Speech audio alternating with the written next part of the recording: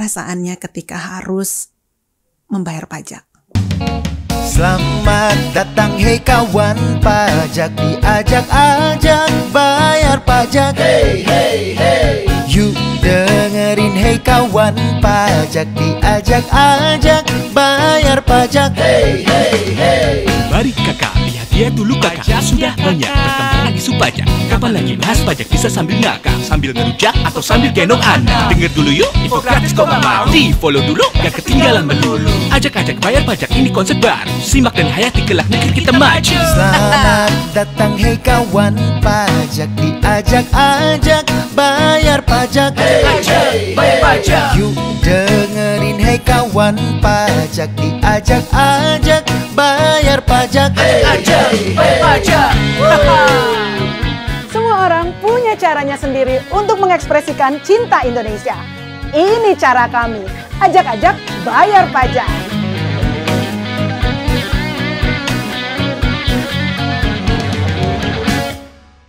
Hai kawan pajak, apa kabar? Semoga semuanya sehat ya. Dan kali ini kami akan kembali hadir di Ajak-Ajak Bayar Pajak. Dan bintang tamu kita sangat spesial hari ini. Siapa lagi kalau bukan seorang desainer muda yang begitu cinta mengangkat budaya Nusantara dengan brand Ikat Indonesia by Didit Maulana. Terima kasih Kak udah mampir ke sini. Sangat luar biasa, terima kasih ya mau berkenan hadir di podcast Ajak-Ajak Bayar Pajak. Nah, kita mau cerita nih di sini nih Mas Didit. Yang jelas kita melihat Mas Didit sangat luar biasa. Tapi nih, saya dengar Mas Didit ini tadinya seorang arsitek. Gimana sekarang bisa menjadi seorang desainer? Boleh cerita dengan kita? Nah, begini Kak Ani. Jadi zaman dulu sebenarnya kepengen banget jadi fashion designer. Tapi dari kecil itu nggak pernah punya keberanian untuk masuk ke sekolah fashion gitu. Karena mungkin zaman aku itu belum istilahnya belum terlalu banyak kan sekolah modenya.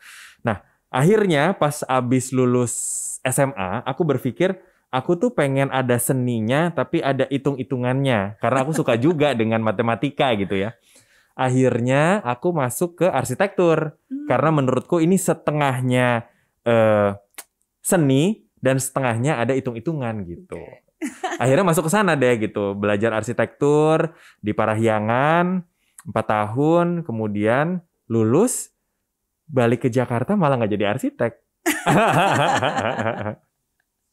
Jadi ngambil kuliahnya arsitek tapi kemudian akhirnya berkecimpung di desain. Tapi sebelum ke desain? Nah, sebelum ke desain, lulus arsitektur, kerja di media dulu. Oke. Ya, kerja di media di bagian production, bukan presenter ya, di production selama 4 tahun. Kemudian abis itu kerja di perusahaan retail nih. Gitu. Jadi waktu itu udah mulai masuk retail fashion, tapi di bagian marketing and communication department.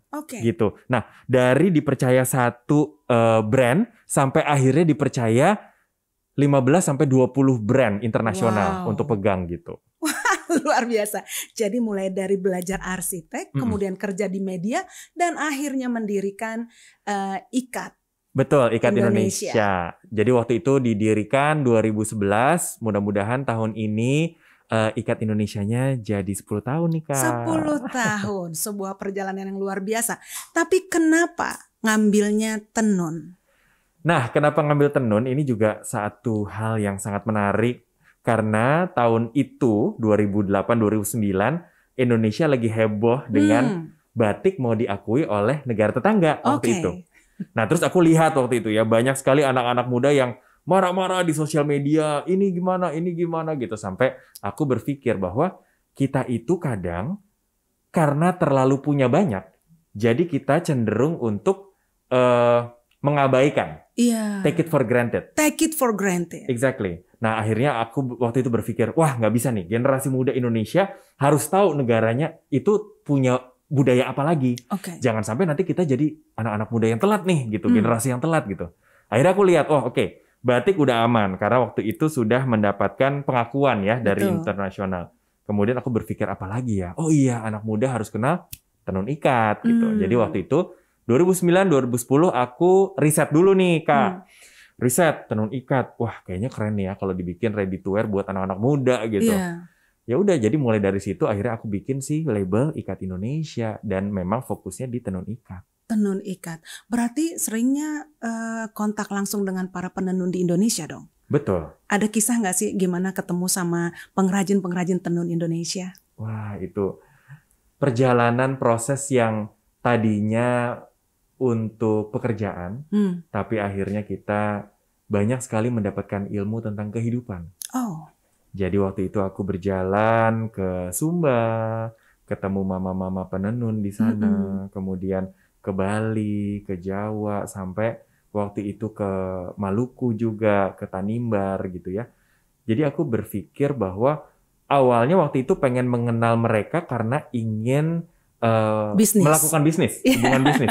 Tapi akhirnya kita menjadi saudara, kita menjadi dekat sekali. Kayak kemarin ada beberapa bencana di beberapa daerah, kemudian saling mengontak, saling bertanya kabar gitu. Dan memang akhirnya mungkin inilah yang memang menjadi purpose of my life, yaitu sharing, nggak cuma sharing secara bisnis, tetapi juga sharing hal-hal lebih ke humanisme, lebih ke bagaimana cara, istilahnya apa ya, kita mendapatkan banyak perspektif ya dari teman-teman perajin ini gitu.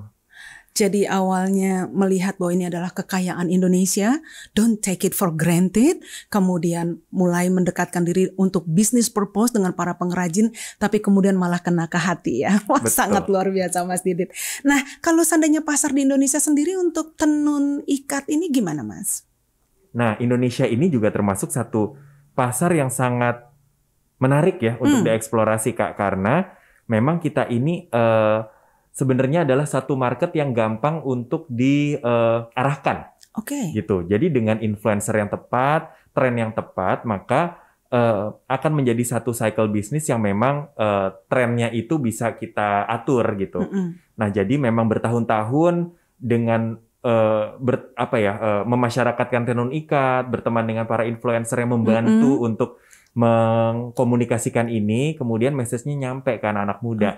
Sehingga anak-anak muda sekarang pengen pakai tenun ikat karena si A pakai, si B pakai gitu. Jadi mereka pun juga sekarang sudah terbiasa dengan itu, dan sekarang juga banyak sekali brand-brand dan desainer-desainer muda yang menggunakan tenun sebagai bahan dasarnya gitu, dan menyenangkan melihatnya. Iya, dan tentunya ini adalah harta ya, ini adalah budaya, warisan budaya Nusantara yang harus kita lestarikan gitu. Nah, kalau aku lihat nih Mas Didit sebagai anak muda Indonesia gitu ya, melihat potensi Indonesia, kemudian mencoba untuk mengangkat, kalau kita nggak mau mengangkat Indonesia terus siapa gitu kan. Nah, sekarang di masa pandemi ini nih Mas Didit, gimana kondisi bisnis? Kalau ditanya refleksi 1 tahun ke belakang, itu pasti pertama adalah bisnisnya hancur-hancuran.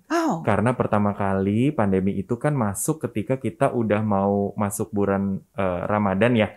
Gitu. Nah, untuk para retailer biasanya bulan Ramadan itu adalah saatnya mencetak angka sales.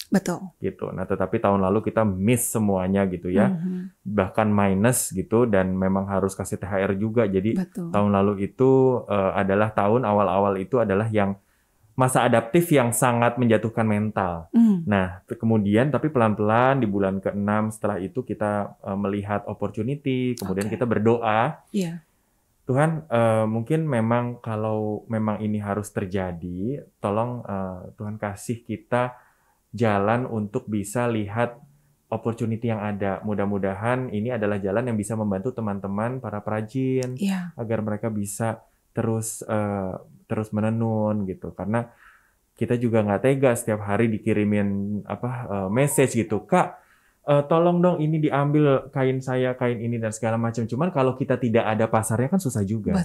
Jadi waktu itu aku berdoa bersama timku, setiap hari kita mengadakan meeting virtual, dan aku masih ingat banget di setiap hari itu masing-masing dari kita akan memimpin doa di akhir. Dan itu sangat kita merasa di situ sangat dekat, kita menjadi satu bagian, dan memang kita memiliki misi yang yaitu adalah ingin membantu teman-teman perajin.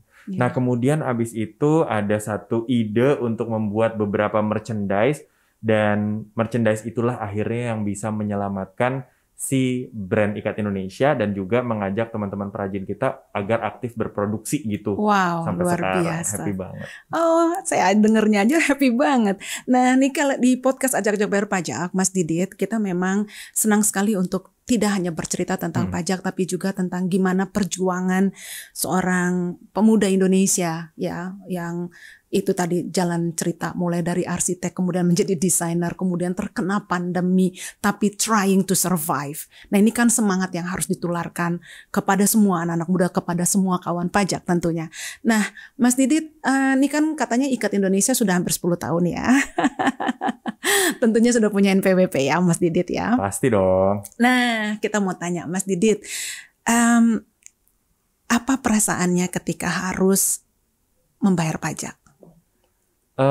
Kalau untuk aku sendiri bayar pajak itu sudah dari awal ketika aku kerja ya, kira-kira tahun 2000 berapa tuh? 2002 kali ya, 2000 gitu. Jadi buat aku sebenarnya adalah satu kewajiban yang memang harus dikeluarkan gitu. Yeah. Jadi memang tidak ada resistensi dari awal gitu. Karena memang kalau untuk aku adalah ya udah bayar oke gitu, karena memang kewajibannya menjadi warga negara gitu. Dan kalau dilihat dengan negara-negara lain sebenarnya potongan pajak di Indonesia tuh masih masuk akal banget gitu ya, gitu kalau aku lihat yang lain-lain gitu. Nah, kalau untuk dan makin ke sini juga aku melihat apa ya, banyak sekali hal-hal positif yang kemudian pemerintah gunakan dari uang hasil pajak yang kita bayarkan gitu sih. Aduh, makasih banget nih Mas Didit. Nih sebagai orang yang sudah bekerja di kantor pajak cukup lama, saya dengar ada orang, enggak, aku nggak ada resistensi, itu seneng banget. Karena memang tadi lagi, saya seneng banget dengan kata-kata Mas Didit yang bilang, sometimes we take things for granted gitu ya. Kita merasa, ini batik di Indonesia sudah ada, terus ikat sudah ada gitu. Tapi kita tidak memahami bagaimana untuk melestarikannya. Demikian juga Indonesia, negaranya ada, bukan berarti kemudian ya sudah, yang penting negaranya ada. Tapi kita harus sama-sama berkontribusi. Nah, sekarang masalah lapor pajak nih. Kemarin kan bulan Maret kita lapor SPT ya. Dan seneng banget. Nggak, tadi Mas Didit kan sempat tanya, sudah berapa yang lapor SPT? Sudah 11 juta lebih ya orang yang lapor SPT. Nah, kita sangat apresiasi. Cuman kita pengen tanya deh, kalau menurut Mas Didit lapor pajak susah nggak sih? Kalau sekarang aku bilang malah gampang banget ya. Karena kalau dulu mungkin kita susah tuh karena nggak tahu. Tapi karena sekarang juga lewat sosmednya pajak sangat jelas, kemudian juga caranya jelas, dan di websitenya juga jelas banget gitu. Dan kalau kita nggak ngerti, kita tinggal tanya, dan miminnya di situ juga sangat aktif menjawab gitu. Jadi buat aku sekarang sangat dimudahkan sih ya, sangat untuk dimudahkan. Kayak kami para WP wajib pajak ini gitu. Oke, terima kasih banget loh. Dan itu dia kawan pajak, bahwa lapor pajak sudah semakin mudah. Dan tentunya Direktorat Jenderal Pajak nggak berhenti di situ. Kita akan terus tingkatkan layanan kepada masyarakat. Khususnya lagi bagi para pengusaha Indonesia seperti Mas Didit ini, yang ternyata tidak hanya ingin memajukan usahanya, tapi juga mengajak para pengrajin juga untuk naik kelas, juga untuk hidup sejahtera. So, kawan pajak, kita mau dengar ini. Mas Didit, ngomong dong ke kawan pajak, kira-kira kalau tentang pajak mau ngomong apa? Ngomongin pajak berarti kalau untuk saya adalah bagaimana kita membayarkan kewajiban kita sebagai warga negara. Mungkin teman-teman menikmati setiap hari kita bisa pergi kemana-mana, jalannya bagus, kemudian yang paling dirasakan adalah kalau ke daerah-daerah nih gitu. Zaman dulu susah banget misalnya menembus ke satu desa tertentu karena jalannya tidak ada. Tapi dengan adanya uang pajak yang teman-teman bayarkan, teman-teman yang ada di daerah-daerah sekarang juga sudah bisa menikmati hasil dari pemerintah membuka jalan untuk mereka dan berbagai macam fasilitas. Mudah-mudahan kita doakan aja agar amanah yang dibayarkan oleh para wajib pajak bisa terus